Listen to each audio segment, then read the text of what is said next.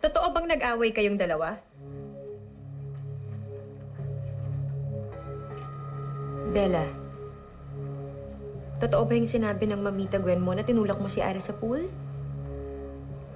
Eh, di ko naman po sinasadya eh. Tsaka nakukulitan na po kasi ako kay Ara. Ang dami po niyan tinatanong.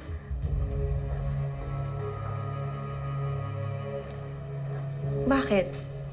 Ano bang tinatanong niya sa'yo?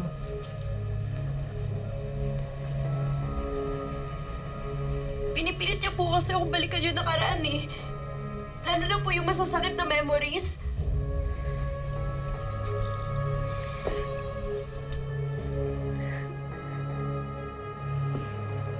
Ara, narinig mo naman si Bella. Sa susunod, wag mo na siyang tatanungin o kukulitin tungkol sa nakaraan. Opo. Sorry po, Mama. Bella, sorry din ha. Promise, hindi ko na uulitin. Sorry kung naging makulit ako kanina.